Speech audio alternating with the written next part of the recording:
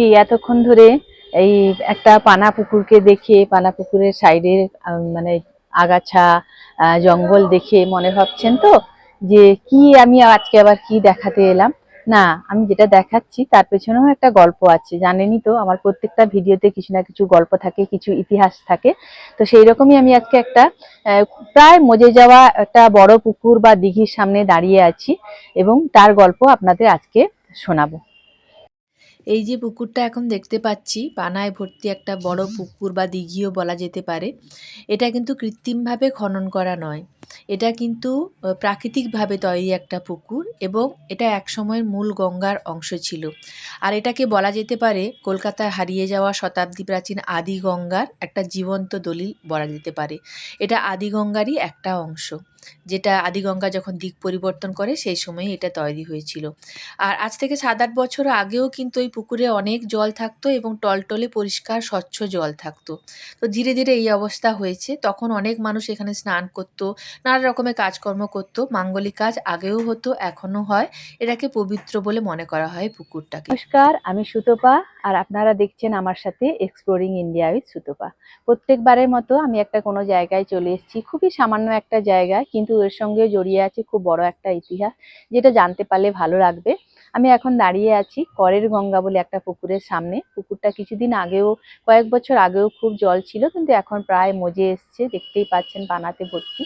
তো এই পুকুরটার সঙ্গে কিন্তু খুব বড় একটা ইতিহাস জড়িয়ে আছে। তো সেইটা নিয়েই আজকে আপনাদের সামনে তুলে ধরবো, এই জন্য চলে এসেছি এখানে করের গঙ্গার পাড়ে। তো দেখতে থাকুন আমার সাথে আর সঙ্গে থাকুন এক্সপ্লোরিং ইন্ডিয়া উইথ সুতপা। প্রথমেই এই পুকুরের ইতিহাস সম্পর্কে কিছু বলতে হলে হুগলি নদী সম্পর্কে বা গঙ্গা নদী সম্পর্কে কিছু বলতে হবে, কারণ এটা যেহেতু গঙ্গারই একটা অংশ। তো আমরা সবাই জানি হুগলি জেলার ত্রিবেণীতে গঙ্গা নদী ৩ ভাগ হয়ে গেছে, সরস্বতী, যমুনা আর হুগলি নদী।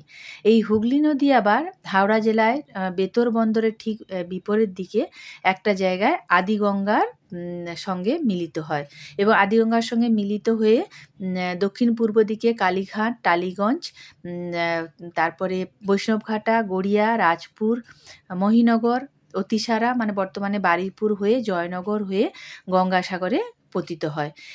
এই জিনিসটা আমরা দেখেছিলাম ১৫৫০ সালে দে বরস নামে একজন পর্তুগিজ একটা মানচিত্র প্রকাশ করেছিলেন। সেই মানচিত্র অনুযায়ী দেখা যায় যে এরকম হুগলি নদী আদিগঙ্গার সঙ্গে মিলিত হয়ে এইভাবে গিয়ে এইসব জায়গাগুলোর ভেতর দিয়ে গিয়ে গঙ্গাসাগরে বা সাগরে পতিত হয়, বঙ্গোপসাগরে মিলিত হয়েছিল। এরপরে ১৬৬০ সালেও একটা মানচিত্র প্রকাশিত হয়, সেখানেও কিন্তু এই আদিগঙ্গার অস্তিত্ব আছে। কিন্তু ১৭৭২ সাল নাগাদ যখন মিস্টার রেনেল বাংলা জরিপ শুরু করেন, তখন কিন্তু দেখা যায় যে আদিগঙ্গা অলরেডি শুকোতে শুরু করেছে। প্রাকৃতিক কারণে এর ভৌগোলিক অবস্থান পরিবর্তিত হতে শুরু করেছে। আনুমানিক ১৭৫০ খ্রিস্টাব্দের পর থেকেই আদিগঙ্গার এই দিকটা ক্রমে শুকাতে শুরু করে। তো গঙ্গা যখন শুকিয়ে যাচ্ছিল বা তার গতিপথ পরিবর্তন করে নিচ্ছিল আদিগঙ্গা, তখন কিন্তু এইসব গড়িয়া, বৈষ্ণবঘাটা, টালিগঞ্জ বা এই রাজপুর এইসব জায়গায় কিছু কিছু গভীর জায়গায় ওই গঙ্গার জল সংরক্ষিত হয়ে কিছু গভীর পুকুর বা জলাশয় বা দিঘির তৈরি হয়। সেইভাবেই কিন্তু এই করের গঙ্গা পুকুরটাও তৈরি হয়েছিল। আর যখন এইসব পুকুর তৈরি হয়েছিল, গঙ্গার পথটা শুকিয়ে গেল, তারপরে ওই পলি পড়ে ওই জায়গায় নানা রকম বসতি তৈরি হলো। কিন্তু তার মাঝখানে যে গঙ্গার জল থেকে যে তৈরি হওয়া এই পুকুরগুলো বা দিঘিগুলো কিন্তু থেকেই গেল। তখন কিন্তু এই পুকুর বা জলাশয়গুলোকে সংরক্ষণ করার জন্য স্থানীয় যারা বিত্তশালী ছিলেন, তারা নিজেদের দায়িত্বে নিলেন যে এই জলাশয়গুলো তারা গঙ্গার অংশ হিসেবে সংরক্ষণ করবেন এবং যেহেতু এখানে গঙ্গার মূল গঙ্গার জল আছে, গঙ্গার অংশ হিসেবে আছে এটা, সেইজন্য এইসব পুকুরকে কিন্তু খুব পবিত্র বলেও মনে করা হয়। তো সেইভাবেই কিন্তু এই মানে পুকুরটার নাম হয়েছিল করের গঙ্গা। কেননা এই পুকুরটা বা এই দিঘিটা তখন দায়িত্ব নিয়েছিলেন স্থানীয় একজন জমিদার বা বিত্তশালী মানুষ, যাদের পদবি ছিল কর। তো তারাই এর সংরক্ষণের বা দেখভালের দায়িত্ব নিয়েছিলেন। সুতরাং তাদের নাম অনুযায়ী এই পুকুরটার তখন নাম হয়েছিল করের গঙ্গা এবং সেই করের গঙ্গা নামেই এখনো পর্যন্ত এই পুকুরটা পরিচিত।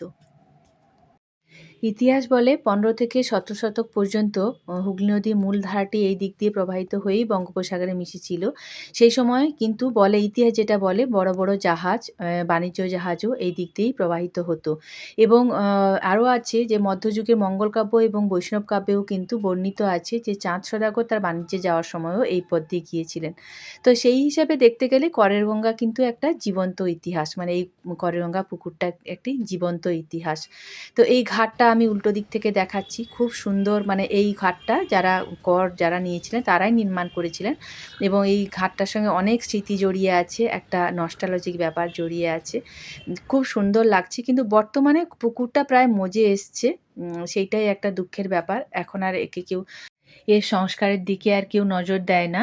কিন্তু যেহেতু স্থানীয় মানুষরা এই গঙ্গাকে, মানে করের গঙ্গা পুকুরটাকে খুব পবিত্র মনে করে, এখানে সব ধরনের মাঙ্গলিক কাজকর্ম, পুজো বা বিয়ের সব ধরনের মাঙ্গলিক কাজকর্ম হয়, এবং পারলৌকিক কাজকর্মেরও সমস্ত কিছু কাজকর্ম এখানে হয়।